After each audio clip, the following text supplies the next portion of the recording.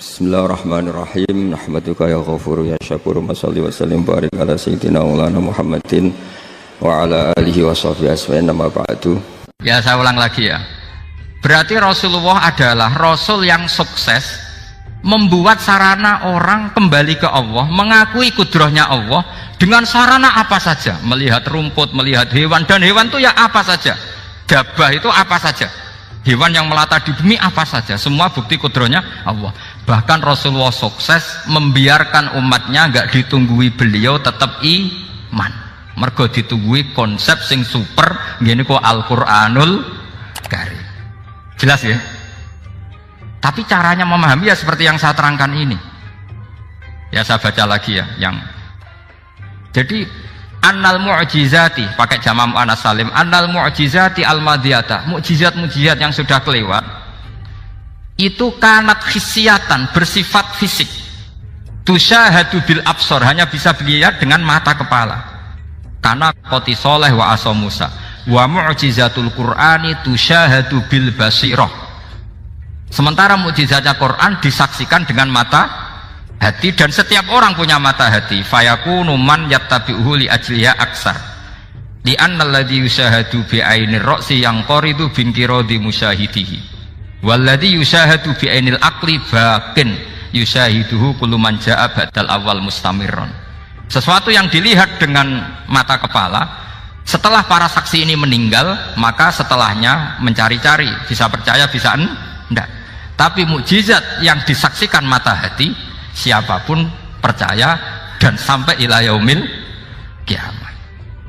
Dan tentu Quran lebih unggul dalam hal ini, dan insya Allah kita semua adalah ahli Quran, yaitu harus punya kesimpulan falam mata bayyana lahu qala a'lamu annallaha ala kulli syai'in qadir. Sebagian ayat walita alamu annallaha ala kulli syai'in qadir wa annallaha qad ahata bi kulli syai'in ilma.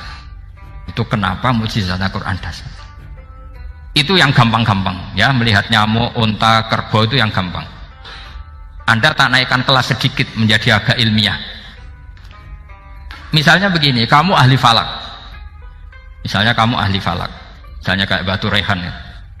Itu pasti tahu kalau matahari dan rembulan dibikin Allah itu asyamsu wal qamaru bi husban, bahwa matahari dan rembulan dibikin ini untuk hisab.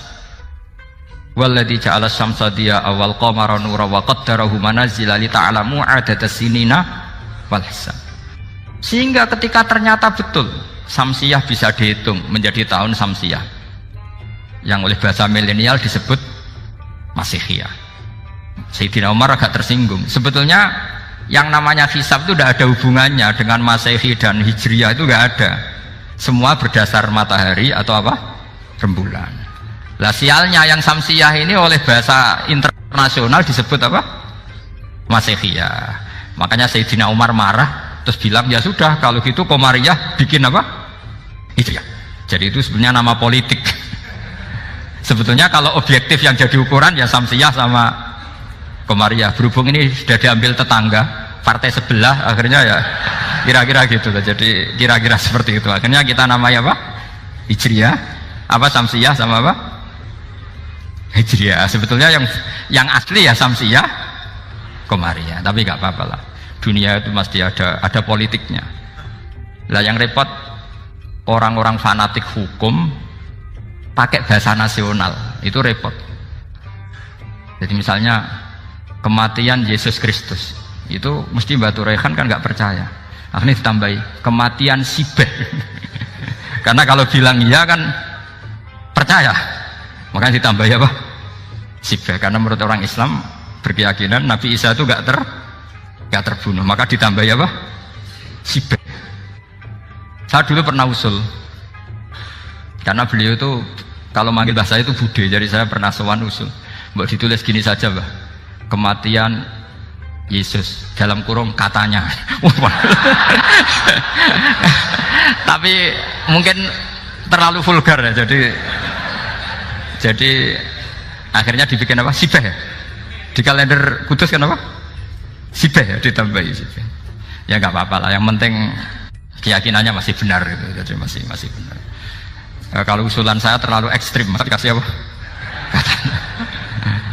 Ya karena memang begitu kan, kita berkeyakinan Nabi Isa itu gak terbunuh. Wa ma qataluhu wa ma sholabuhu walakin syubbihalahu.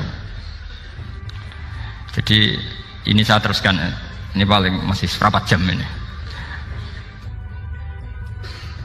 Kalau kelamaan sampai dolim itu ganggu kiai lama-lama gitu. Saya tadi sudah bilang sama panitia, orang Indonesia itu gak sopan. Kalau suka kiai itu didatangkan, itu agak masalah sebetulnya. Dalam etika itu masalah. Kalau seneng kiai ya sowan ngaji, jangan sowan di dalam, itu ganggu ya, sowan ngaji saja. Dulu Imam Malik itu anaknya raja itu, Imam Malik itu seangkatan dengan Harun Ar-Rasyid.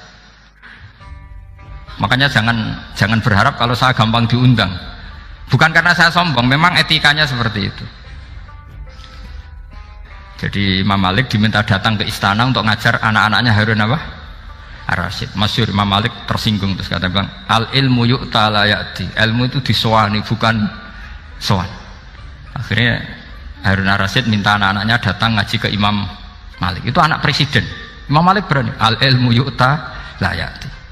Tapi kalian beruntung karena saya hormat sama mbah-mbah saya di sini. Wong makom buyut saya itu ya berarti apa ya? Selatannya makamnya Sayyid Ja'far Shadiq itu di situ kan ada makamnya Mbah Soleh, Mbah Maksum, itu mbah saya. Nah, makanya dulu saya ngaji di sini lama di Damaran itu. Maksudnya lama itu ya mungkin setahun. Karena saya memang mulai kecil di Sarang, sampai sekarang saya masih ngajar di Sarang. Tapi dulu cukup ya, karena saya kesini sudah hafal Quran, jadi hanya setor setiap hari satu juz, jadi cepat lah. Saya tidak punya masalah ingatan, alhamdulillah, jadi cepat hafal. Saya terangkan lagi ya, ini penting ya, masalah mukjizatnya Quran. Selama ini orang tuh mau bilang tok, mukjizatnya Quran itu dahsyat, tapi nggak bisa menerangkan, itu masalah. Makanya kita harus bisa menerangkan mukjizatnya Al-Quran dahsyat itu apanya. Yaitu tadi, tongkatnya Nabi Musa hanya disaksikan oleh orang yang di era itu. Toh tujuannya mukjizat adalah diakui kemudian orang menjadi iman. Lalu Rasulullah SAW beliau sudah intaqala ila rafiqil a'la. Tapi konsepnya Quran menjadikan orang yang nggak ditunggui beliau tetap iman ila yaumil kiamah. Itu yang maksud fa'arju an aku na aktsarahum tabi'an yaumal kiamah. Mukjizat saya itu cukup Quran kata Nabi, dan dengan mukjizat itu orang akan iman ila yaumil kiamah. Caranya seperti ini. Karena tadi sedahsyat-dahsyatnya mukjizat, tujuan utama orang terdikte supaya ikrar ngakui kudrohnya Allah. Lah ngono kok ngenteni tongkat sakti lah opo, cukup deloknya mau. Paham nggih? Jelas ya? Alhamdulillah, mau naik kelas ini sudah benar, ini sudah benar. Terus kedua begini, kedahsyatan Quran lagi. Quran itu bisa merunut, mentartibkan logika. Bahkan logika ini logika yang universal. Siapa saja merasakan logika itu. Misalnya begini, dulu orang kafir itu punya Tuhan banyak. Tentu yang dipertuhankan ya mana? Yang dipertuhankan itu banyak. Karena pikiran mereka urusan banyak, problem banyak, ya Tuhannya harus banyak. Ada BPKB 3D kan, istri cerewet, macam-macam lah, itu kan problemnya banyak, maka Tuhannya harus banyak. Karena Tuhan itu maknanya penyelesai masalah.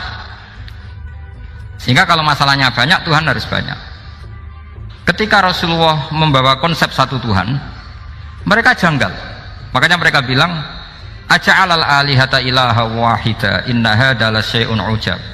Masa Tuhan satu? Ini aneh, nggak bisa. Tuhan harus banyak, karena masalah kita banyak. Itu terpatri, di otak mereka terpatri. Lalu Nabi dengan santai diajari Allah menerangkan, andaikan kalian punya majikan banyak dan perintahnya beda-beda, kamu suka enggak? Ya enggak suka, mat, enggak enak. Punya majikan banyak itu udah enak. Milih mana majikan banyak sama satu? Satu aja, mat. Tuhan kamu adalah majikan kamu. Kalau banyak kamu bingung. Ya mat, satu aja mat. Itu segampang itu. Jadi menggiring, Tuhan itu kan bos kita, tuan kita. Kalau banyak berarti yang memerintah kita banyak, dan bisa konflik bos-bos kita ini karena berebut anak buah tadi. Akhirnya mereka, kalau kamu punya majikan banyak dan perintahnya beda-beda, semuanya minta dilayani, kamu pusing enggak? Ya pusing, Mat. Minta yang mana? Majikan banyak sama satu? Satu saja, Muhammad. Ya Tuhan kamu adalah atasan kamu, maka harus satu. Mereka paham. Oke, Mat, Tuhan satu. Itu yang dimaksud dorobawaw matalar rojulan fihi syuraka umutasyakisuna wa rojulan salamal lirojul hal yastawiyani masalah. Langsung alhamdulillah. Karena mereka yang paling bodoh pun paham. Dengan logika itu paham. Kalau Tuhan banyak, perintahnya banyak, kita repot. Maka Allah bikin satu masalan, yaitu rojulan fihi syuraka umutasyakisuna wa rojulan salamal lirojul. Satu lelaki, satu bos, satu perintah. Kayak apa mudahnya Allah. Kemudian mereka tetap menuhankan Lata, Hubal, dan Uzza karena mereka dipertuhankan. Sebenarnya nggak pernah Tuhan, tapi dipertuhankan. Allah memberi contoh itu sederhana sekali. Wa daraballahu mathalar rajulaini ahaduhuma abkam la yaqdiru ala syai'in wa huwa kallun ala maulah aina ma yuwajjihu la ya'ti bi khair hal yastawi huwa may ya'muru bil adl. Kata Rasulullah, Lata itu menurut kamu apa? Ya Tuhan kami. Muhammad. Hubal ya Tuhan kami. Uzzah ya Tuhan kami. Lalu kalau mereka kotor ya saya mandikan, kalau hidungnya coplok ya saya tata. Terus kata Rasulullah begini, kamu mau nggak punya budak atau pembantu yang buta, tuli, bisu? Kamu mau nggak punya pembantu loh ya, pembantu itu budak zaman dulu. Kamu mau nggak punya pembantu yang buta, yang tuli, yang bisu? Wah gak doyan, Mat. Gak apa pembantu ngono. Yang pembantu saja kamu tidak mau yang gitu, kok malah punya bos begitu? Orang yang tuli, yang bisu, yang kopok, jadi pembantu saja nggak layak, kok malah jadi pangeran. Paham ya? Arca dan berhala itu kan nggak bisa apa-apa. Kamu mau gaji ngasih THR pembantu yang kopok, bisu, picek? Mau? Wong jadi pembantu saja nggak sah, kok mau jadi apa? Tuhan atau jadi majikan? Jadi Allah bikin contoh gampang sekali. Wa daraballahu mathalar rajulaini ahaduma abkam la yaqdiru ala syai'in. Enggak bisa apa saja. Wa wakallun ala maulah. Anane ngrepoti tok. Inama yuwajjihu la yati bi khair. Tapi intinya berpikir seperti tadi itu salah, bahwa kalau saya berjasa banyak harus mendapat apa? Ini cara berpikir orang-orang Khawarij. Begitu juga era Sayyidina Umar, era Sayyidina Utsman, Ali. Itu juga ngalami orang-orang yang ekstrim. Misalnya begini, saya contohkan korban-korban ekstrim yang real. Sayyidina Ali itu masyhur, dia punya musuh besar namanya Muawiyah. Karena permusuhan ini tidak bisa dihindari. Jadi kalau dalam fikih Islam ini, anak-anak saya ajari fikih, kalau orang mukmin membunuh orang mukmin itu hukumnya dosa besar apa kecil? Besar. Itu di bab kisos. Tapi orang fikih itu unik. Di fikih itu ada kitabus siyal namanya. Di takrib ada kitabus siyal. Dan di situ ada penjelasan mangkutila duna mali fahuwa syahid. Orang yang dibunuh karena membela hartanya atau keluarganya, itu dia mati syahid. Kalau dia posisi membunuh, maka malingnya atau penjahatnya muhaddarun damu, nggak punya hak nuntut kisos karena dia anggap nggak ada artinya darah. Nah sekarang begini, suatu saat ada garong ke rumah Anda, ingin membunuh Anda karena ingin mengambil harta Anda. Anda ingin ingat status mukminnya atau status garongnya? Terus kamu mau dibunuh diam aja? Saya tidak mau membunuh orang apa? Mukmin atau membunuh orang muslim. Nah, kesulitan yang dialami Sayyidina Ali seperti itu. Orang-orang Khawarij cara berpikir enggak, Ali ku geblek, wong mukmin kok pengen mateni wong mukmin. Muawiyah yo geblek pisan, wong mukmin kok pengen mateni orang mukmin. Padahal suasana sudah kacau. Ketika seorang penjahat mau membunuh yang punya rumah dan yang punya rumah ingin membunuh penjahat, itu namanya mukmin bentrok sama orang mukmin. Apa orang benar sahibul hak ingin mempertahankan haknya? Tidak, sampai saya tanya. itu sohibul hak, yaitu yang punya rumah, ingin mempertahankan haknya. Meskipun dalam duel ini kadang terjadi pembunuhan.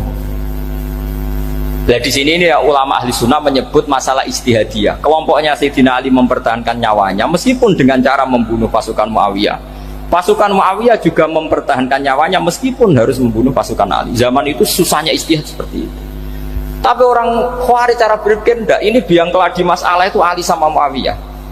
Akhirnya mereka malah rapat, ya sudah dua-duanya bunuh saja. Ya masyhur itu, akhirnya Sayyidina Ali dibunuh oleh orang Khawarij.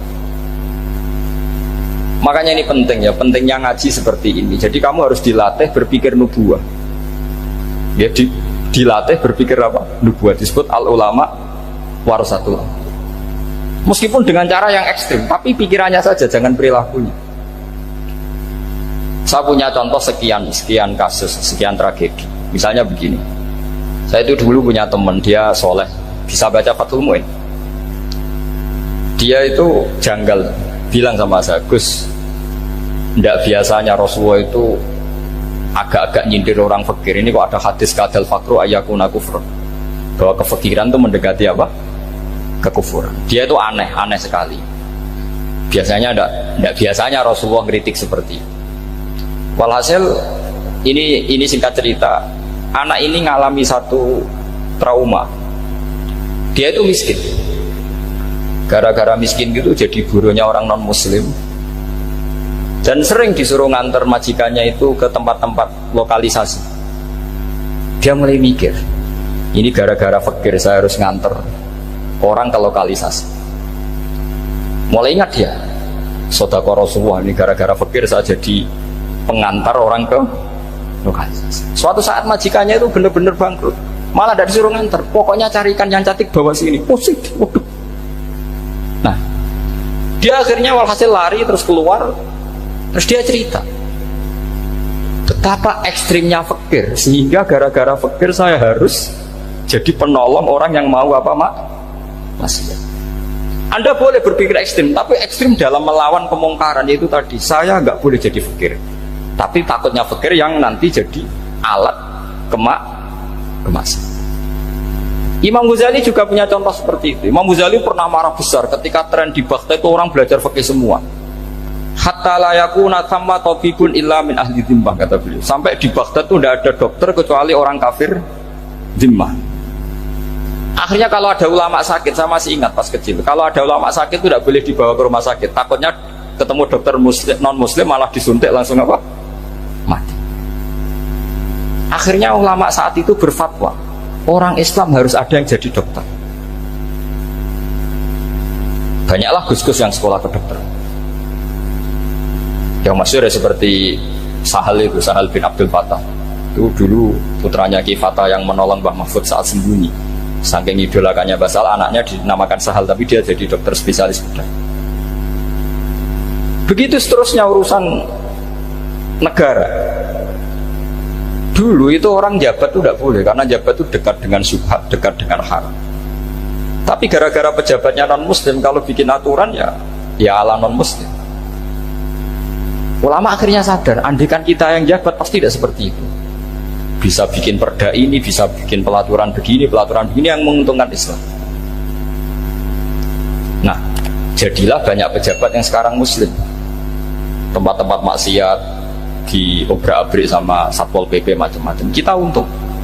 Tapi kalau orang-orang Khawarij pikirannya pokoknya pejabat itu dekat dengan haram, dekat dengan syubhat. Padahal dengan kita jabat bisa bikin perda atau apa yang menguntungkan Islam. Kemudian menjadi masalah baru secara fikih. Ini adik-adik dengerin biar kulino senam fikih.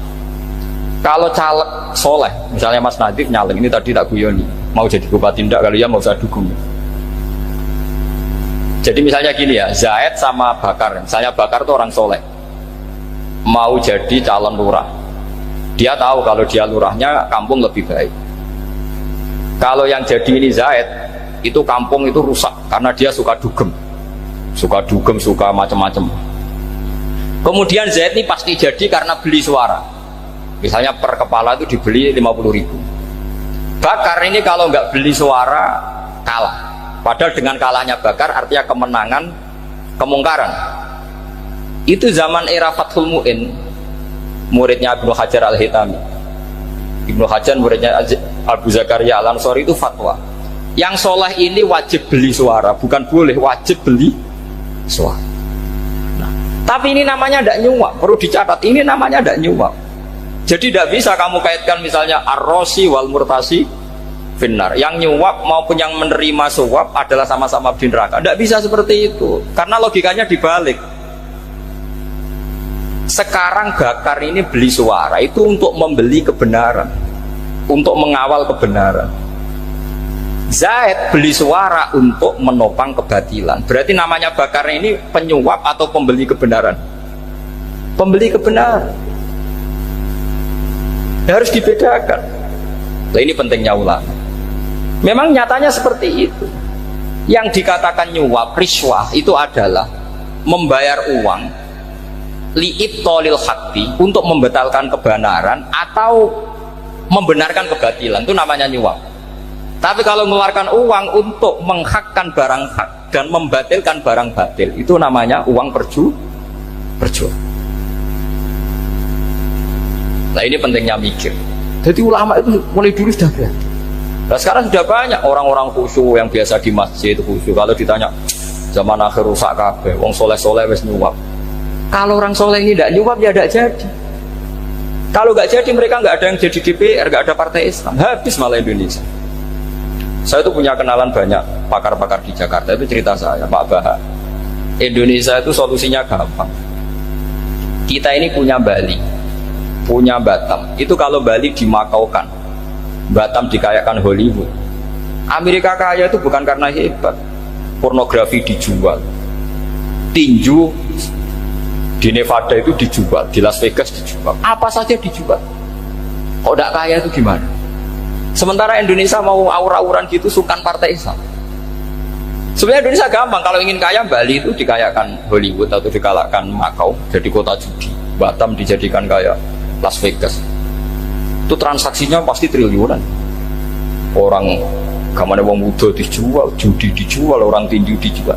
Tapi gara-gara ada partai Islam, nyari rumus solusi ekonomi itu yang tidak seperti itu, akhirnya kangelan, akhirnya rapati juga. Tapi barokah, tetap barokah partai apa? Yang menangnya caleg-calegnya rata-rata ya beli. Kalau tidak beli habis. Saya bukan menghalalkan nyuap, enggak. Kalau nyuap tetap haram ila yaumil qiyamah. Tapi kalau suratul masalah seperti ini kamu mengatakan suap, itu beda. Ini suratul masalah yang tidak ada kaitannya dengan suap. Asal lawannya batil ya. Kecuali lawannya sama-sama hak. Dua calon di kampung itu soleh sama soleh. Ini yang soleh bayar nggak boleh, karena siapapun yang jadi soleh itu nggak boleh. Makanya kalau cari musuh yang dolim biar halal ya. Iya, saya pernah ditanya seorang dosen, Gus, saya ini kalau baca sejarah perang Badar atau perang Uhud, yang saya tidak nerima itu satu. Kenapa setiap ghanimah harta orang kafir dan istrinya orang kafir kok disita orang Islam, dan yang perempuan jadi amat kemudian juga digauli orang Islam, yang hartanya orang kafir juga jadi asetnya orang Islam, kok kayak garong. Dia tanya seperti itu sama saya. Terus saya jawab, kalau sampean ada garong dan kemudian bawa senpi, senjata api, kemudian garong Anda, penjahat Anda lumpuhkan, ya senpi itu harus Anda kembalikan. Monggo penjahat ini kagungan jenengan beto wangsul, karena ada milik Anda, harus dikembalikan. Wah, tidak bisa Bapak, kalau saya kembalikan pasti dipakai jahat lagi, dipakai kriminal lagi. Ya sama, kalau asetnya orang kafir dikembalikan ke orang kafir akan menjadi aset kekafiran lagi untuk menghancurkan kita. Nah, perempuan juga sama. Perempuan itu alat produksi. Jika perempuan tadi dikembalikan ke orang kafir, maka kamu menolong populasi orang kafir. Ya seperti itu. Paham ya? Makanya disita dalam perang loh ya, tapi dalam perang yang legal. Nah itulah kenapa amat halal. Makanya di Quran itu illa ala azwajihim aw ma malakat aiman. Paling enggak itu masih ada ulama atau pemikir atau ustadz siapa saja yang bisa memahami logika apa? Islam. Nanti kalau ulama ini sudah meninggal, orang akan mencibir Islam dengan cara mengatakan Islam itu jahat, yaitu menyita hartanya orang kafir dan istrinya orang kafir setiap kali terjadi perang. Karena pemikiran ini pasti sama-sama kutubnya sama-sama ekstrim. Ya ini penting saya katakan. Makanya masyhur itu perdebatan Sayyidina Ali dan Muawiyah. Ini saya kutip sedikit. Ini ya sama-sama berpikir ekstrim, tapi ekstrim yang baik. Walhasil dalam satu kerja bakti di Masjid Kuba, itu ada sahabat namanya Ammar. Ini di depan umum, ini penting. Kalau dalam ilmu hadis di depan umum ini penting karena nanti menjadi mutawatir. Beda dengan hadis yang Nabi ngendikan sama 1-2 sahabat, namanya hadis ahadi. Di depan umum Nabi guyon gini sama Ammar, ya Ammar waihak taqtuluka alfiatul baghiyah. Ammar, kamu ini nasib kamu itu agak sial. Karena nanti yang membunuh kamu itu kelompok yang tidak benar. Alfiatul baghiyah itu kelompok yang tidak benar. Itu disaksikan sekian sahabat. Walhasil suatu saat Ammar ini ikut perang dan ikut pasukannya Ali dan terbunuh oleh pasukannya Muawiyah. Seneng Ali. Walhasil Ammar ditemuin sama Ali. Ya Muawiyah, al-ana dhuhara bi anna fi'ati haqqun wa fi'ataka baghiyah. Sekarang kelihatan siapa yang benar. Saya yang benar, kamu yang salah. Kenapa? Karena Ammar kelompokku dan terbunuh oleh kelompok kamu. Padahal kata Rasulullah yang membunuh Ammar adalah kelompok yang salah. Tapi Muawiyah pintar sekali, dia jawabnya gini, laula kama kutila Ammar. Ammar terbunuh karena bela-belain kamu. Kalau kamu tidak nyuruh dia perang juga gak terbunuh kan.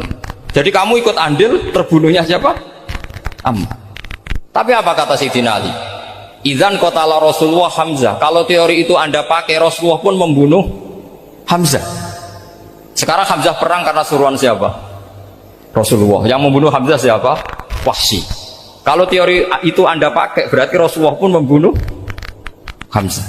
Terus fasa kata Muawiyah, Muawiyah diam. Jadi fikih pun tuh diputuskan lewat pikiran ekstrim. Tapi bukan ekstrim yang merugikan orang lain. Ya, kalau merugikan orang lain namanya sudah la darara wa la dirar, dia menyalahi aturan itu. Makanya saya pernah ngaji di sini dulu ketika tahun kemarin.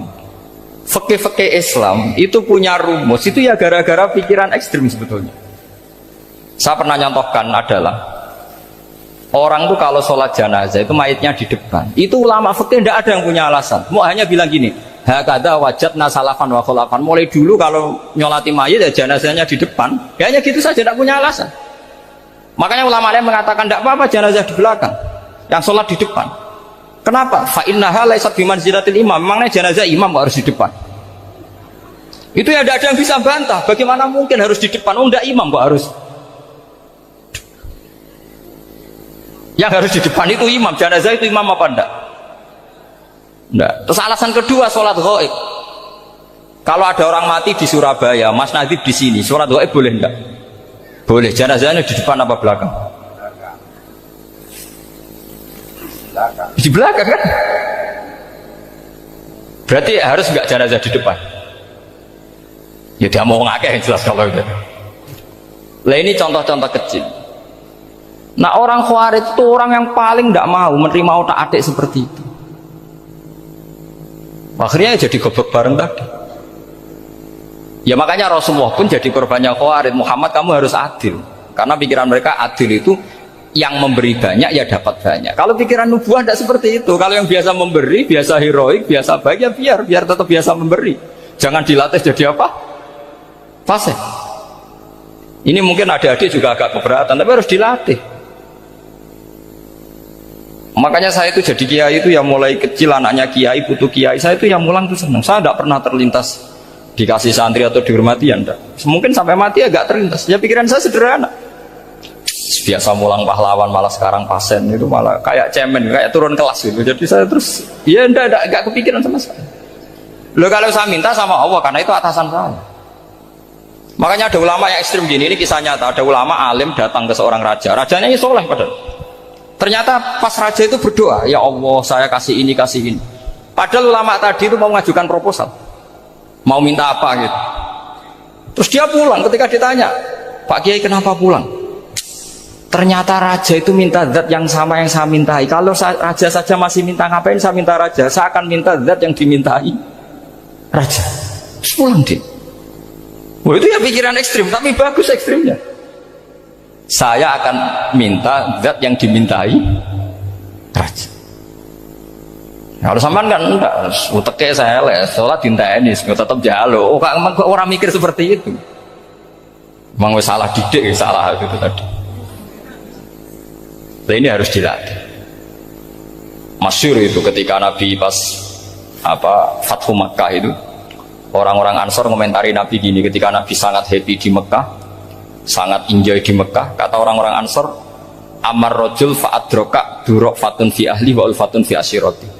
Namanya orang pasti happy kalau di kampung halaman. Jangan-jangan Rasulullah itu nanti hidup di Mekah lagi, karena Mekah sudah dikuasai orang Islam. Beliau pasti kangen sama keluarga, sama Mekah. Tapi ya sama, ketika Rasulullah mulai ngasih itu, orang-orang Quraisy dikasih banyak, orang Ansor juga pikirannya seperti itu. Baru orang Ansor dilatih pikiran nubuwah, yaitu tadi. Mereka itu dapat kambing, dapat sapi, terus pulang. Kamu mendapat saya, milih mana? Milih Rasulullah Shallallahu Alaihi Wasallam. Sekarang kamu saya balik. Kamu punya kiai, kamu bisa memberi hadiah, memberi beliau. Suatu saat kiai Anda ini kaya raya, terus sering ngasih orang-orang yang nggak pernah berjasa. Kamu nggak pernah dikasih.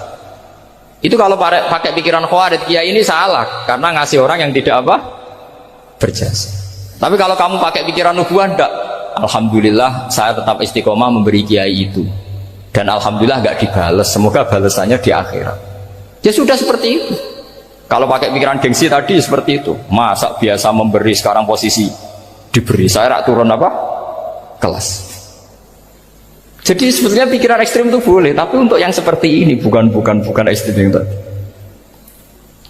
Makanya ini disebut al-hujjat.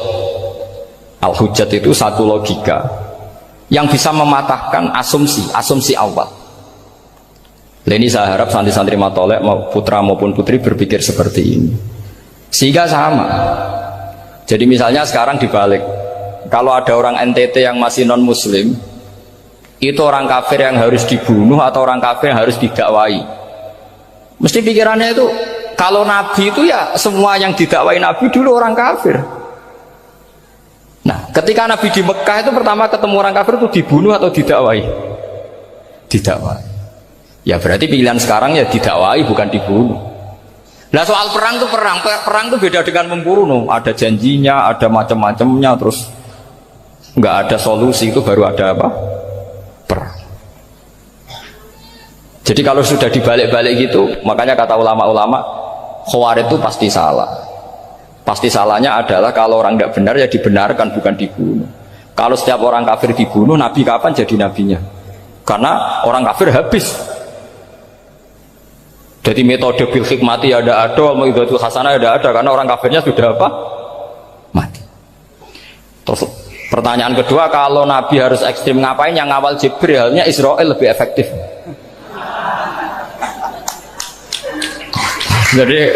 Jadi kalau sama-sama ingin ekstrim, Nabi itu nggak usah dikawal Jibril, kan tidak efektif kan?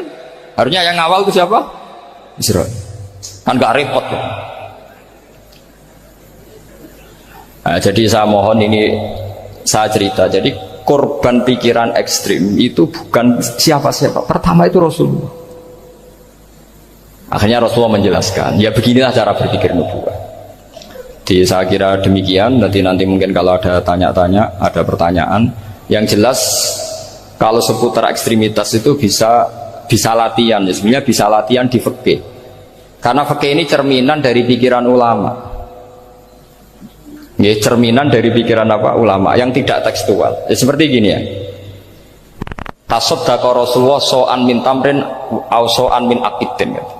Ketika zakat fitrah itu Rasulullah mengeluarkan satu sok tamar. Tamar itu kurma. Kalau menurut tekstual berarti zakat fitrah harus pakai kurma. Tapi semua ulama sedunia mengatakan kuti ahlil balad. Artinya dalam konteks Indonesia ya pakai apa? Beras. Berarti kata tamar diganti kot, diganti apa? Kot. Jadi orang itu jangan diajak goblok bareng. Masa Nabi ngendikan tamar harus apa? Tamar. Makanya saya pernah debat, Pak Nabi itu cingkrang. Kenapa orang-orang itu rata-rata tidak cingkrang? Saya bilang, Nabi itu hidupnya di Mekah. Kenapa Anda hidup di Indonesia? Iya, Nabi itu hidupnya di Mekah. Terus saya tanya lagi, Nabi itu hafal Quran, kamu udah hafal? Saya hafal Quran. Kalau cingkrang gampang, karek ngetok kata saya. Ya, kalau ada sunnah Rasul, Nabi hafal Quran enggak? Hafal kan? Berarti kalau ikut sunnah Rasul, hafal Quran. Jangan cingkrak tok, ya hafal apa? Ya sama poligami juga gitu yang tadi diceritakan Mas Nadif itu. Nabi itu poligami setelah Khadijah meninggal. Apa mereka mau nunggu istri pertama meninggal? Kalau ingin persis loh, kalau ingin persis nunggu istri pertama meninggal. Ah, iya. Tidak mau juga kan? Ya biasa saja lah. Pokoknya yang dihalalkan syariat ya kita bilang halal, yang diharamkan kita bilang apa? Tidak usah sok suci si sunnah Rasul. Saya punya banyak cerita. Abu Bakar itu dulu sering menghindari sunnah Rasul. Dulu Rasulullah itu kalau ada orang minta ya dikasih. Ketika era Abu Bakar bikin Baitul Mal. Ketika ditanya ini zaman Rasulullah tidak ada, kata Abu Bakar, huwa Rasulullah. Beliau itu Rasulullah. Mau nggak dimanage ya negara tertib. Umar bikin pasukan itu diangkat negara. Kalau dulu zaman Nabi yang ikut perang bahaya, yang tidak perang namanya munafik. Era Umar tidak, militer itu ditunjuk. Ya digaji pakai Diwanul Murtaziqah. Ketika ditanya kenapa tidak kayak Rasulullah, huwa Rasulullah, mau tidak tertib pun tetap negara stabil. Karena ada karismanya. Jadi kadang-kadang dalam banyak hal itu kita malah tidak boleh persis Rasulullah karena kadang banyak khususiyah. Yaitu contoh yang paling masyhur di fikih ya kayak Nabi itu nikah 9 itu khususiyah.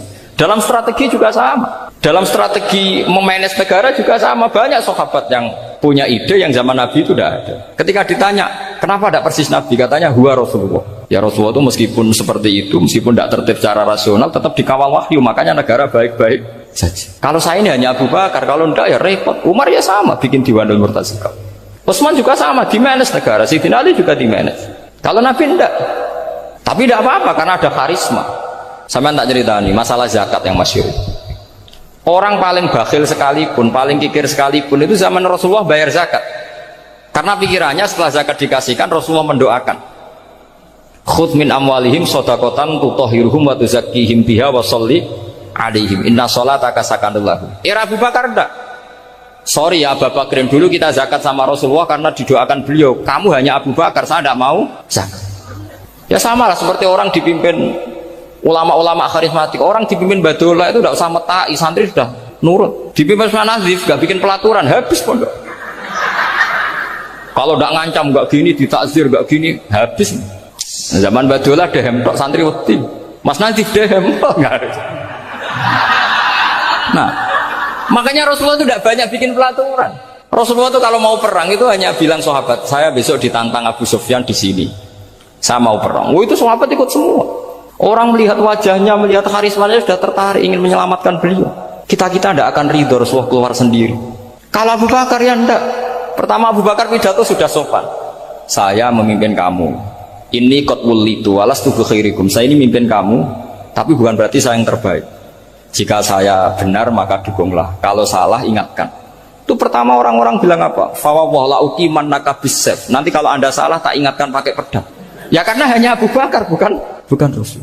Jika diaturlah ini ada militer, ada pengawal, ada Baitul Mal. Era Umar lebih modern lagi, ada Diwanul Murtaziqah, ada macam-macam. Ya Rasulullah nggak ada.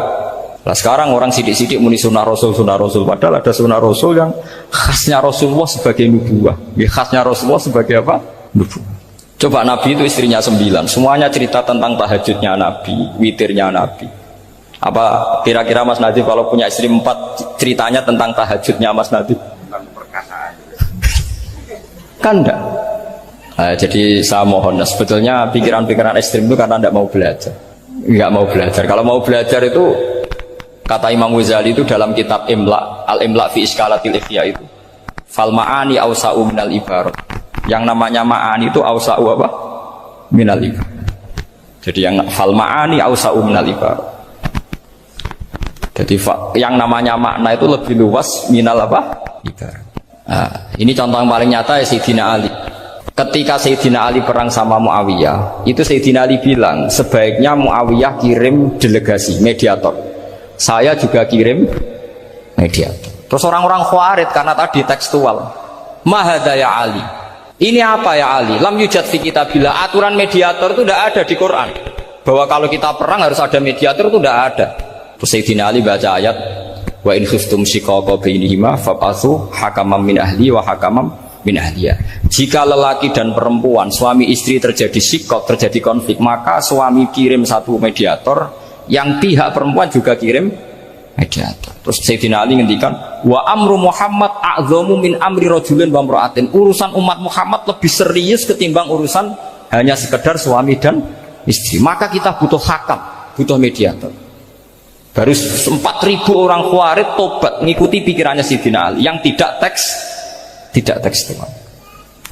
Sama seperti zaman Rasulullah.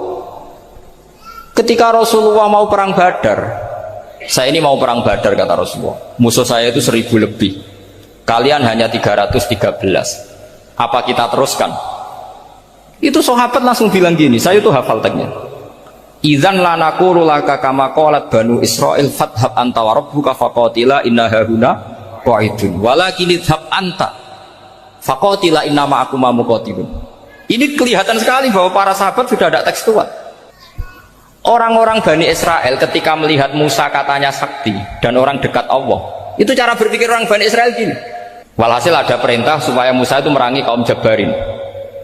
Orang Jabarin ini gagah-gagah, pikirannya orang Bani Israel, Musa kami itu sakti dekat Allah, ya sudahlah sama Allah saja sana, tak tunggu di rumah kabarnya. Itu kan sama dengan santri semedit, roh ya ini suga, kiaiku suga, serasa tak pikirkan seperti itu. Ya sama seperti itu. Nabi ku kekasih Allah, mesti perang menang, serasa tak ewangi mesti menangis. Fadzab anta wa rabbuka faqatila inna hahuna qa'idun. Ya sudah, kamu berangkat saja sama Tuhan, tak tunggu di rumah. Tapi apa kata para sahabat Ansor ketika Nabi minta supaya mereka dukung di perang Badar? Langsung bilang, idzan la naqulu laka kama qalat banu Israil. Kita tidak akan bermental kayak Bani Israil. Ini tekstual apa enggak? Mereka punya mafhum, punya pikiran. Cara Mas Hadi punya kreatif bahwa ini mental yang bejat, kita tidak akan meniru seperti itu. Itu sahabat. Jadi dulu sahabat itu makna di Quran juga ada tekstual, jadi bisa memahami. Nah sekarang orang memaksa semuanya harus tekstual. Ya meskipun tadi jangan terlalu liar terus menjadi liberal. Tapi saya tidak tahu kalau contohnya Mas Hadi tadi pakai kondom, sistem kondom, tidak tahu itu pikirannya Jil apa Mas Hadi, tidak tahu saya itu tidak tahu. Kok sampai sembeling itu saya tidak tahu. Kok lagi juga kalau tidak bisa nyontohkan yang di luar itu, saya itu ya tidak tahu. Mulai dulu ilmunya seperti itu terus ya tidak tahu lagi. Jadi mulai dulu zaman Nabi pun itu sudah ada pikiran-pikiran seperti itu. Jadi tekstual atau harfiah itu ya enggak.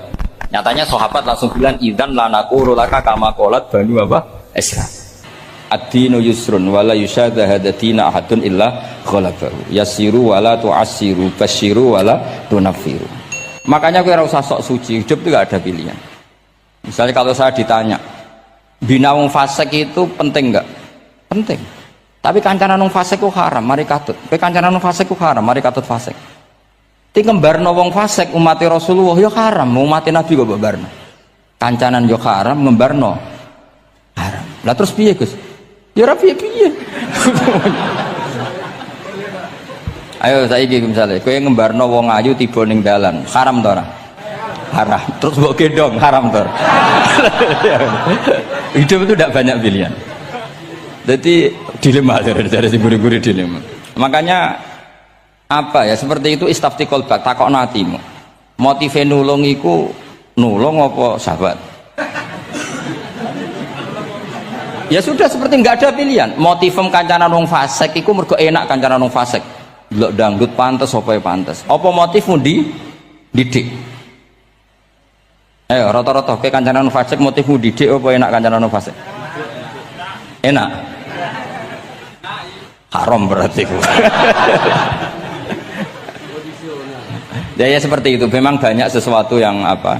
Makanya banyak ulama ngendikan banyak perilaku duniawi yang menjadi amal ukhrawi karena niat. Juga sebaliknya banyak perilaku ukhrawi yang akhirnya menjadi duniawi juga karena niat. Makanya niat itu diatur sedemikian rupa. Nah ini juga sama. Duduk tasahud akhir. Ayo, duduknya dulu, duduk tasahud baca sholawat. Itu satu paket. Makanya al-atasek wal asir wal hadi asar atasahud wa qu'uduhu wa sholat ala nabi sallallahu alaihi wasallam.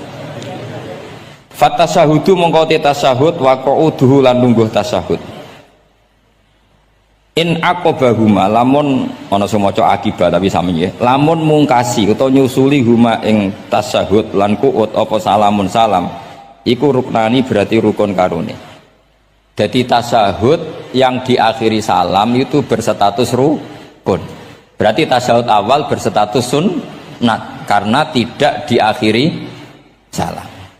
Jadi nak wonten tiyang traweh kok 4 rakaat langsung salam itu nggak bisa dikatakan batal karena statusnya tasyahud awal nopo sunnat. Yeah. Tapi kalau traweh itu sudah monggo kalau traweh itu sudah menjadi alamiah, jadi biasanya ulama berdebatnya begini, ini dengerinnya. Kata taraweh itu alamiah apa implementasi dari Qiyamul Lail? Ayo jawab. Traweh itu alamiah apa implementasi dari Qiyamul Ramadan? Kalau kamu katakan Qiyamul Ramadan, maka ada orang traweh langsung 4 rakaat tanpa tasyahud awal, harus kamu katakan sah karena tasyahud awal berstatus sunat.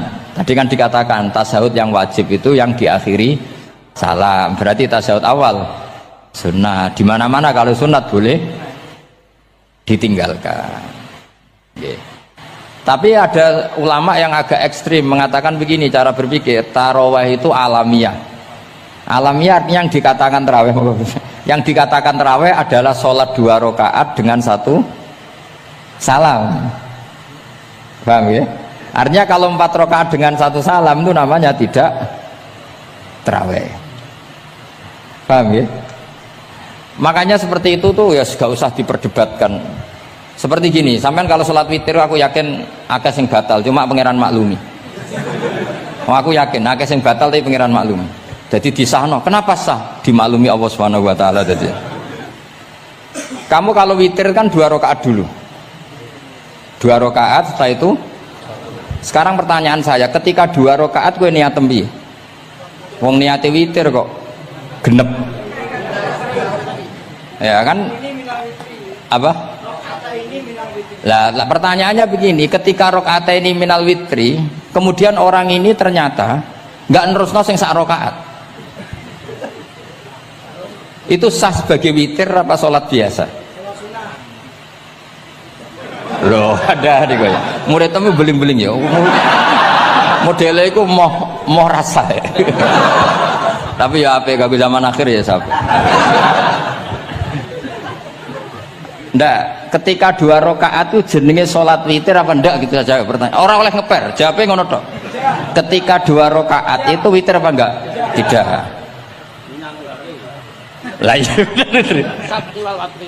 Lah ya ikut paket witir. Berarti niatnya sampean gini, ya Allah saya sholat 2 rakaat, ini paket witir loh Gusti.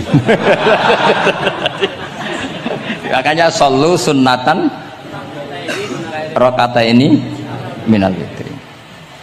Jadi seperti itu kan bingung kita. Nah sekarang begini, ndak ini latihan fikih karena saya pengajar fikih. Kalau ada orang sholat,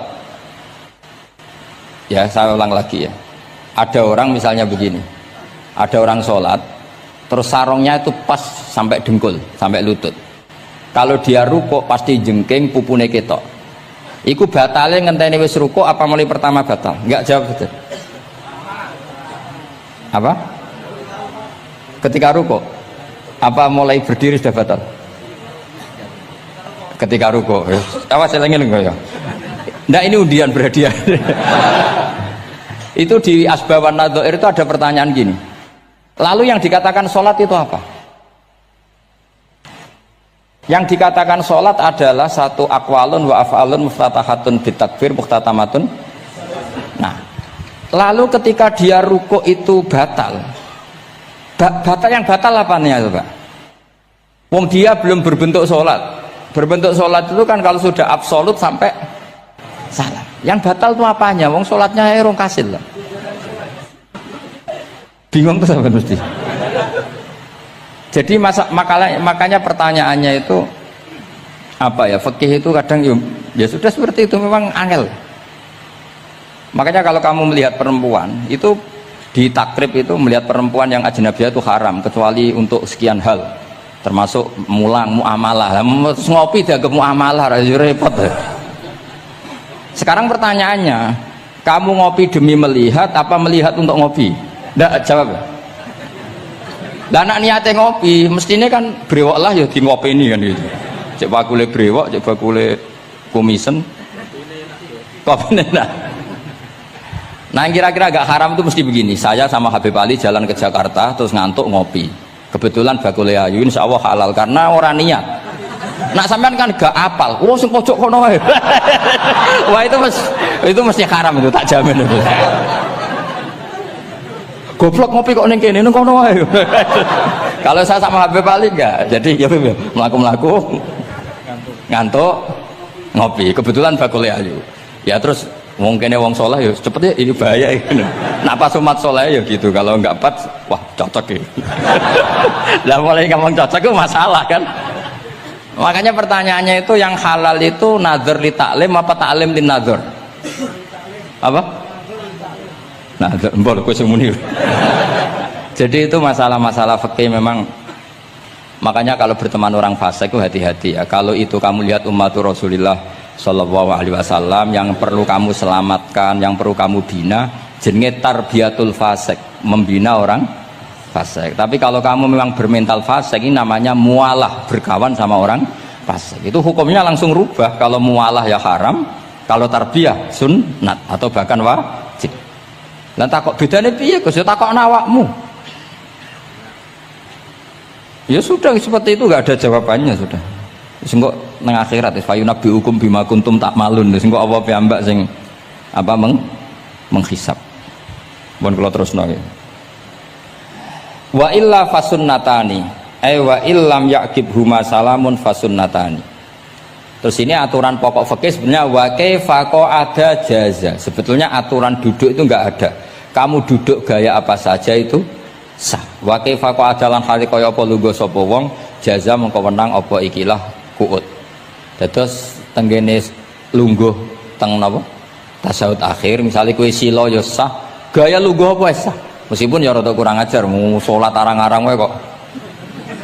Tapi secara hukum sah. Jadi misalnya wonten wong desa terus kadang tasawuf akhiru sikile rada mlekang, kadang wis pokoke wa kaifa ada jasa. Jadi pentingnya ngaji ngeten iki paling gak nglahirno husnudzon.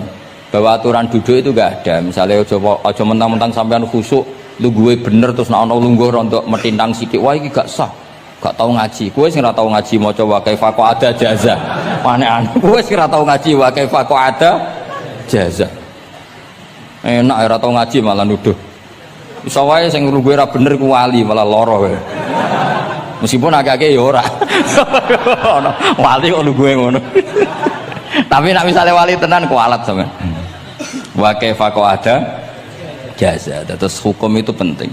Sehingga kalau sampean haji tenggene Mekah niku salat itu umum macam-macam. Kula sing nganti saiki iskal tapi wis ora iso protes niku lho, Beb. Wong kuat ngadeg nggawa kursi nak salat kok lungguh. Nak teng Indonesia wong salat lungguh ora ngentosi bener-bener lemah. Ning Arab gak kuat nggawa kursi salate lungguh. Engko nak ngarep iku sofa kosong, kursine digawa. Ya lungguh meneh.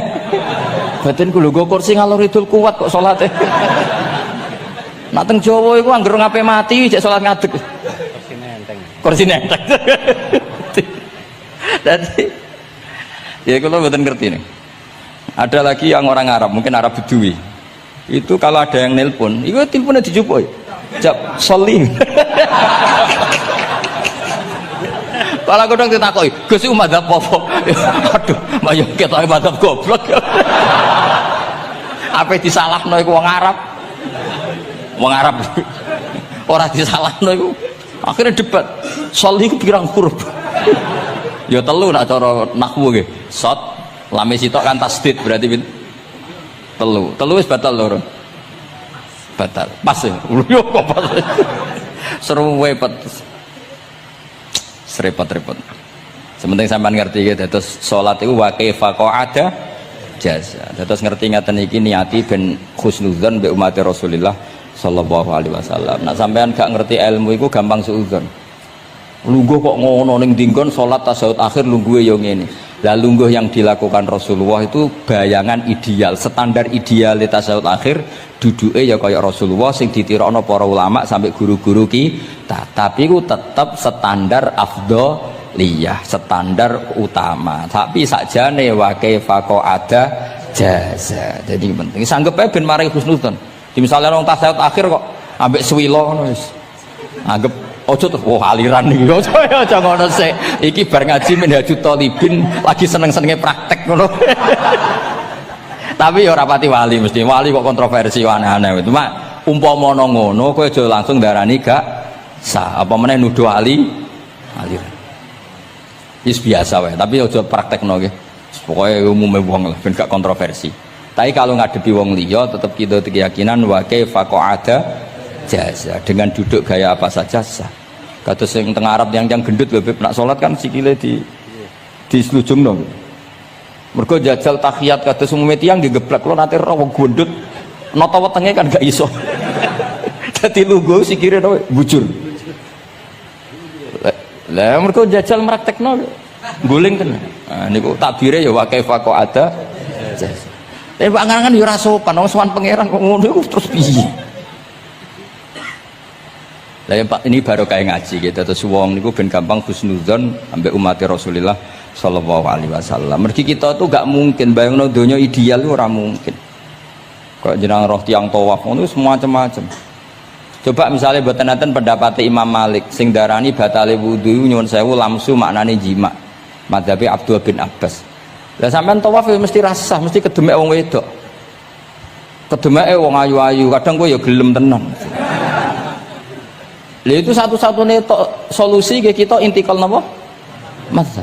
Oh, tetep ra iso ra kedemek. Wis aku ora ganteng lah tetep kedemek. Niat khusyuk gitu tetep kedemek. Apa meneh awale wis rapati khusyuk. Lho kok wis wong khusyuke kedemek. Kula nate tawaf pas haji, kula haji tahun 2012 nomor 13. Bar tawaf beb niku tok sa'i ku entuk bojone wong ya. Dadi dekne nyangka aku bojone dicekeli pundakku. Wong tawaf wong lanang kan ngomong kan dari belakang kan sama semua. Bareng terakhir didelok, lho, jebule ora. Piye gitu. Lah aku ya ora krasa lagi usul pangeran coba. Aku coba bayangno kok sampeyan terus krasa mboten. Wah ngenyek wong niku, ngenyek wong niku. Mboten kula pas iku intenan eling pangeran tenan gak krasa ana sing nyekel. Pas niku lho bos sak teruse ra pokoke pas iku. Mergo iku beb tawaf kula nu setengah 3 esuk. Ya sak fase-fasene wong nak yamono wae eling pangeran to beb dadi pas khusuk-khusuk. Nganti ana wong nyekel iku gak krasa. Bareng bar tawaf lho jebule wong wedok bojone wong. Wah matane wong. Mulane Quran nak ngelingno kita iku napa? Faman farada fihinnal hajja fala rafasa wala fusuqa wala jidala fil hajj. Jadi potensi fase ku malah pas haji.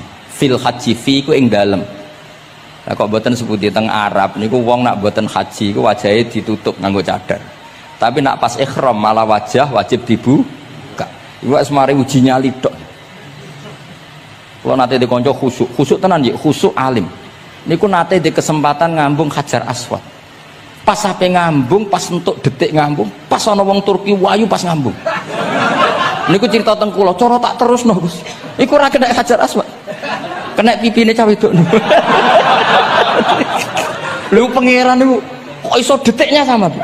Pas sampai ngambung, pas posisi Turki yo, wahyu.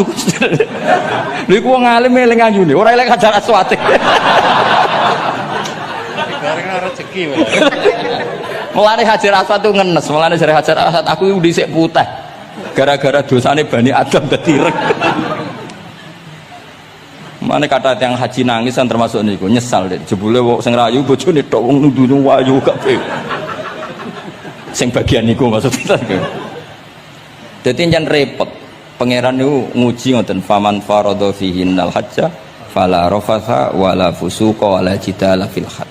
Bener nak salat. Sak fasek-faseke wong pas salat iku mesti warung lanang-lanang. Salate ning masjid ngarepe wong lanang, pinggire wong lanang. Haji mboten. Masjid Haram, masjid paling suci sak donya, tapi itu uji nyali tenan. Kalau di kanca haji beb tiyang Magelang khusuke sak pol. Selawase ra tau salat jejer cah wedok. Niku salat jejer cah wedok sing disuci cah wedok. Nangis betul. Lah kula rapati khusyuk ya ora nangis biasa wae. Nangis. Lho sampean nek musim haji Beb kan kredit. Dadi kanan kirine wedok ning ngarepe wedok. Dekne sujud gelem ra gelem kudu ning bokonge cah wedok. Sing ning cerita-cerita kitab lho, nak haji hujud iku ning bokong. Lha iku tebakan bokonge wedok. Nangis. Gus kula niku tiyang Magelang, sak urip-urip kula ora tau jejer wong wedok. Wong khusyuk. Katoke bakat dadi wali, katoke khusyuk. Nangis bar haji. Gus kula napa hajine mboten ditampi kok nate ngalami sujud. Aku piye pengen ngandani wong khusyuk bingung kok ngandani wong khusyuk. Ngongkon istighfar ndekne ra salah wong kepeksa. Ngongkon nikmati wong khusyuk kok tak kon nikmati. Lho cara sing takok sampean. Aku meni gayamu. Jawabnya gampang, cara sing takok sampean jawabnya gampang. Nggih piye? Paling gayamu apa? Iki sing takok wong khusyuk. Yakin sing takok sampean ngono gayamu. Sing takok niku tiyang khusyuk nangis tenan nyesel.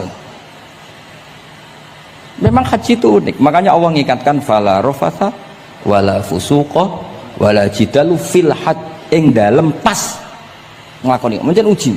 Jidal kayak ngoten. Ono wae sing mari muring-muring. Wis niat khusyuk, niat sabar bebe. Ono wae sing marai muring-muring. Memang ujian betul. Lho kula nek wis kecelok wong gak gampang muring-muring. Wis terkenal lah nek kula seneng guyon ra gampang muring-muring. Nate badhe niku Beb. Romyu tanggal 11 umumnya haji Indonesia rak koblas zawal melok Beb teng rombongan tiyang niku buareng tok Mina wonge diding-diding iki ajaran napa Romyu kok koblas zawal nabi ku ora tau Romyu koblas zawal nabi mesti Romyu ba'da zawal ngamuk-ngamuk sajane kula nu mboten mutawif kula mboten kaji gaet mboten kaji tenan nganggo dhuwit nak gaet diamuk wajib meneng ya engko iso di PHK nak akhirnya kula ngomong ngene akhirnya kula dijono Pak Bak sampe sing ngadepi. Ya Nabi ora tau Romyo koblas zawal tapi ora tau ngamuk-ngamuk koyo kowe ya. Mangkel opo. Lah ya Nabi ora tau Romyo koblas zawal tapi ora tau ngamuk-ngamuk koyo kowe ya ngono. Repot. Akhirnya aku wah, jare kaji oleh jidal wah akhirnya. Iya padha jidal. Ra iso Kang. Pamane ngajak bojo wis geger tok. Kalau di konco ngajak bojo ya, sing kancane sitok ngajak bojo wong Jogja Beb. Nah bojo sitoke niku Beb, niku isuk-isuk gek noteh sing lanang. Isuk-isuk gek noteh kopi. Sing di bojo ora gawekno teh. Wong wedok wae piye ngono maksude. Jawabe sing wedok, "Lah piye ijolan?"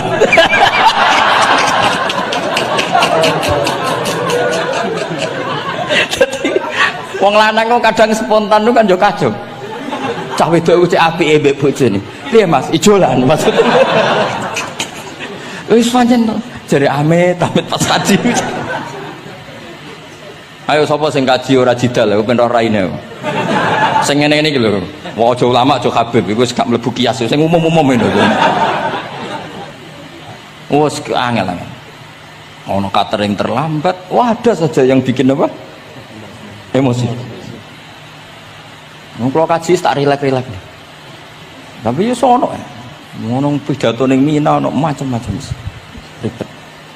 Itu fil khat. Allah memang dari awal memperingatkan potensi maksiat itu justru fil khat ketika musim haji. Pemene wae perkara dam wis macam-macam. Mun kula terus nang sing penting kaidah teng salat wa kaifa qa'ada jaz. Kados wingi Imam Rafi'i dawaken salat sujud itu cukup watul jabah. Niku nggih guling-gilingan ben gak gampang suudzon mbek tiyang lintu. Nah, kita piyambak tidak akan mempraktekkan itu. Kita tetap sujud melibatkan 7 anggota. Cuma nak ono sing ngono gak gampang suudzon. Wong bar ngaji minhajud talibin. Dadi ono gunane lah. Wa kaifa qa'ada jaz. Jadi duduk dengan gaya apa saja berstatus sah. Ya, duduk dengan gaya apa saja berstatus sah. Tapi saya ulang lagi, tentu kita tidak mempraktekkan itu.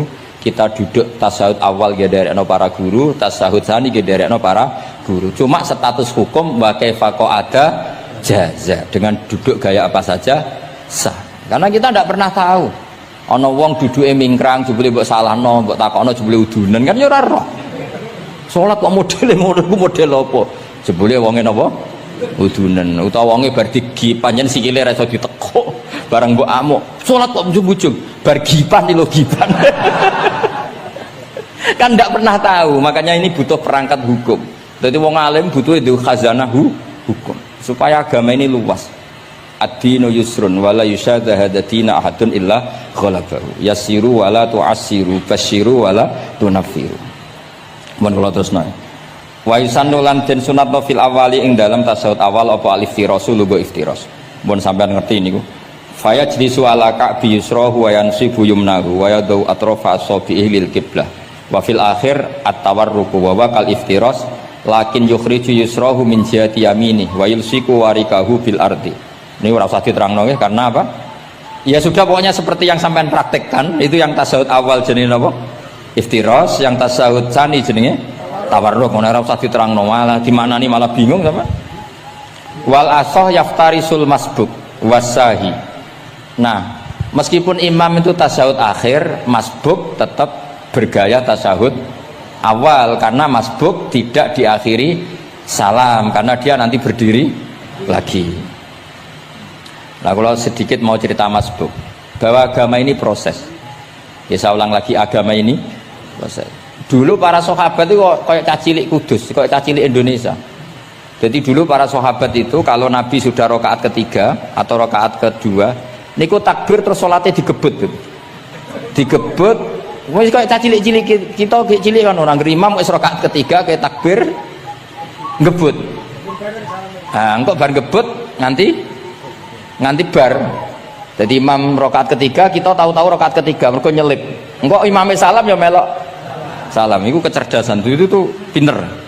Dulu zaman sahabat ya gitu, agar Nabi rakaat ketiga sahabat datang takbir ngebut sampai rakaatnya sama dengan Nabi, Nabi salam terus ikut.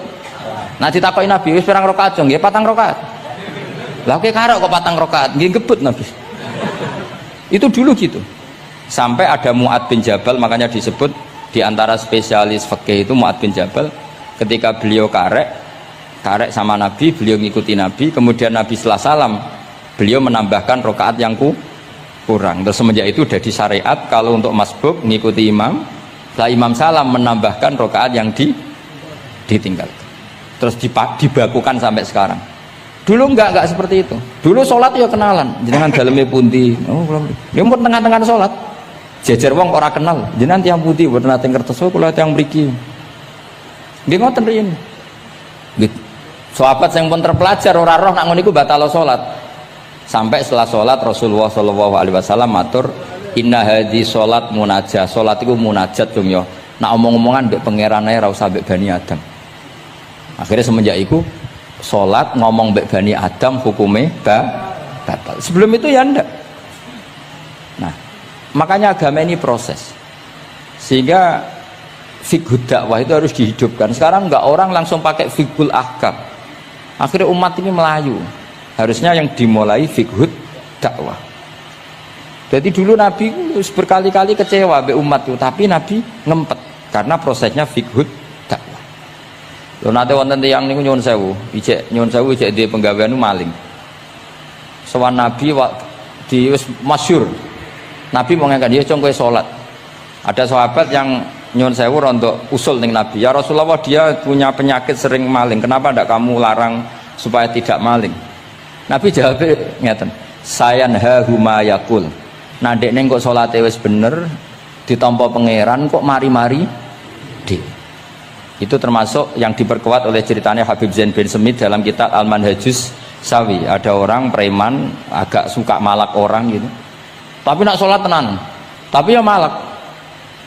Jadi contohnya ya kayak ora usah takok. Ya fase ku macam-macam, preman ono ngegeng delok wedok ono delok dangdutan terus ono macam-macam. Tapi nak sholat khusyuk. Ada seorang wali yang mangkel iku gunane apa kowe sholat wong ijek fasik. Jawab orang tadi, saya masih hafal kalimatnya yang diceritakan Habib Zain. Ada'u lisulhi maudian. Saya tetap ingin ada alasan saya berdamai dengan Allah. Jadi aku nak pas maksiat itu kan hubungan saya dengan Allah kurang baik. Maka saya tetap akan menjaga 1-2 perilaku saya yang saya menjaga perdamaian dengan Allah. Istilahnya dalam bahasa Arab ada'u lisulhi maudian. Saya tetap punya sisi musolahah berdamai dengan Allah. Sehingga suatu saat mungkin Allah sang pas ridho, sholatnya dia makbulah, kemudian dia jadi wali. Makanya kita ini nggak pernah tahu Allah ridho pas kita apa, juga nggak pernah tahu Allah benci pas kita apa. Sehingga ra iso sampean muni apa gunane kaji nek ijek lakuane ngono, apa gunane ngaji Minhajul Thalibin ora usah ngono. Saya pas sampean ngaji, pas ra paham, terus ridho mek kodok kodar. Wah diridani pangeran, wong kondang tenan, wong ra paham kok ridho mek kodok kodar. Sing paham ujub, wong goblok kabeh sing pinter aku tok. Waduh, nyoro lek kula nang ngono. Jadi kita tidak pernah tahu Allah itu meletakkan ridhonya di mana, meletakkan sukhtunya di mana. Wonten orang Hawariyin dalam cerita Ihya. Orang Hawariyin itu orang-orang hebat, wali-walinya Allah, pengikut Nabi Isa. Ono preman liwat. Si preman ini spontan melihat orang-orang soleh itu tertarik, langsung ikut gabung. Saya ulang lagi, langsung ikut. Si wali di antara Hawariyin ini ada yang risih. Aku terkenal wali kok jejer preman, risih dia. Maka si wali tadi mempercepat jalannya karena risih jejer nama preman. Sing preman dari awal memperlambat jalannya karena dia bilang misli saya seperti saya nggak layak berjejer dengan orang soleh. Intinya si preman menjaga kesopanan, si wali memelihara keangkuhan. Jadi si preman dari awal dia sudah merendahkan jalannya karena nggak ingin sejajar. Si walinya tambah banter karena ingin nggak jejer. Allah saat itu juga menfirmankan ke Nabi Isa karena masih zaman nubuah, Isa liyas ta'nifa al amala. Dua orang ini memulai amal dari nol. Wali ini tak hapus semua amalnya, preman ini tak hapus semua dosanya. Semuanya nol. Yang satu untuk barokahnya adab, yang satu untuk afatnya ujub. Jadi mulane dadi kiai koyo kula ya repot, nek ketemu fasik kok repot. Ape kancanan kok diamuk sampean rontok garis keras ngene iki. Gus kok kancanan wong fasik. Ape ra kancanan kok nang ujub. Mulane kula ora jelas ya perkara niku mboten tak dudono. Kenapa Gus Bak sikape ra jelas? Ya bawaane wong alim ora jelas, bocah kok kandhane angel. Dadi bawaane wong alim ora jelas. Tapi ora jelas ya wow, karena ape kancanan wong fasik engko kancanan wong fasik kok dadi syariat ya ndak mungkin. Sok suci ya ora. Nah, makanya didawakan Allah laisa laka minal amri syai'un au yatuba alaihim au yatu. Jadi wong fasik kok potensine di sepuro pangeran, tapi ya potensi disiksa pangeran. Nah, delok potensi di sepuro kita oleh ngancani, nah delok potensi disiksa kita ora oleh. Masalahnya kita ndak tahu. Nggih, masalahnya kita ndak tahu. Delok tengene cerita-cerita wali. Wong sowan Sunan Bonang iku nggawa gula salam templek ra mesti dadi wali. Kalijogo sing kenale lewat begal dadi wali. Kalijogo kenal Sunan Bonang pertama iku mergo napa? Begal. Kenalane wae lewat begal. Tapi malah dadi wali. Suraka kenal Nabi ku perkara ape bacok. Mergo dekne ku ana sayembara sing iso nyekel Muhammad, ya tentu dijangkar wong sing ngomong wong kafir, sing iso nyekel Muhammad. Mulane dadi kiai ku bingung. Nak nyeritakno tarikh kok nyebut Rasulullah kan gak mungkin wong kafir kok kiai sayembara sing nyekel Rasulullah sallallahu alaihi wasallam dikai hadiah. Ya mosok wong kafir kok sayembarane muni apa? Sing nyekel Rasulullah sallallahu alaihi wasallam tak kei hadiah. Sing bacok Muhammad Rasulullah sallallahu alaihi wasallam tak kei hadiah kan mboten mungkin wong kafir kok muni ngono. Sing kiai sing bingung sing nyeritakno kiai apa muni? Sing nyekel Muhammad tak kei dhuwit. Muni Muhammad kan kadung ra kulino wong. Cara sampean dadi kiai ya milih ndi? Nyeritakno omongane wong kafir. Milih. Mulane kula kadang kiai ora di pilihan bahasa. Mergo mulane Imam Suyuti sopan-sopane wong, tapi namune Iqra ya Muhammad. Mergo iku satu-satunya kesempatan jangkar Kanjeng Nabi. Kan sing dawuh Allah Iqra. Lah mesti Iqra ya Muhammad. Mergo Allah sing dawuh ning Kanjeng. Tapi nak kita ning Kanjeng Nabi kan gak mungkin muni ya Muhammad. Sekamane ana sayembara, sapa sing iso nyekel Muhammad tak kei unta 100. Suraqah tertarik ikut. Tapi barokah iku, barokah kesalahan itu malah roh mukjizat Rasulullah sallallahu alaihi wasallam. Ketika ape baca napa ambis sampai pengtel. Lah iki awale salah niate yo salah, tapi pangeran ngersakno untuk hidayah. Barokah salah iku roh mukjizat Rasulullah sallallahu alaihi wasallam. Ya seraro dunia iku ora. Ana wong saleh sak labah amen jamaah sampai diarani hamamatul masjid. Tapi ceritanya seperti itu akhirnya semalane donga ya muqallibal qulub tsabbit qalbi ala dini, kita tidak pernah tahu. Ya sudah seperti itu. Paham ya, tapi ya kita tentu ngikuti syariat wa kullun muyassarun lima khuliqalah. Mohon kula terusno. Qultu al asah ad-dhammu. Terus sing donga sing diwaca teng tasyahud nggih kula waca bismillahirrahmanirrahim. Qultu ala sah wa anna Muhammad Rasulullah sabata fi sahih Muslim wa alam wa aqallu salat ala Nabi sallallahu alaihi wasallam Allahumma sholli ala Muhammad wa ali wa ziyadah ila Hamidum Majid tumeka maring Hamidum Majid. Berarti kados kita napa Allahumma sholli ala sayyidina Muhammad wa ala ali sayyidina Muhammad kama shollaita ala sayyidina Ibrahim wa ala ali sayyidina Ibrahim sampai fil alamina innaka Hamidum Majid. Dan ini sebagai penutup kalau badhe cerita kalau ada kitab namine Hasyatut Turmusi. Hasyatut Tarmasi atau Turmusi ini karangannya Syekh Mahfud Termas. Beliau adalah murid Sayyid Abi Bakar apa? Syato Sohibul Li'ana. Terus guru dari Mbah Hasyim Asy'ari. Beliau teman dekatnya Habib mbahnya Habib Anis. Berarti Anis bin Alwi bin Ali. Jadi temannya Sohibu Simtiduror. Itu beliau cerita tahiyat itu adalah perwujudan dari dialognya Allah kalian Kanjeng Nabi. Terus ketika Kanjeng Nabi dugi Sidratil Muntaha, ya, ketika dugi napa? Sidratil Muntaha, Nabi maos napa? At-tahiyatul mubarakatus sholawatut thayyibatu lillah. Mun Nabi mandek terus dijawab kalian Allah, assalamu alaika ayyuhan nabiyyu wa rahmatullahi wa barakatuh. Allah mandek. Terus Kanjeng Nabi niku mboten kepengin saking senenge teng umate bahwa kebahagiaan itu hanya untuk beliau. Saking sayangnya teng umate. Terus ditambahi assalamu alaina wa ala ibadillahi sholihin. Jadi niku barokah syafaat Rasulullah sallallahu alaihi wasallam. Jadi sakjane saking Allah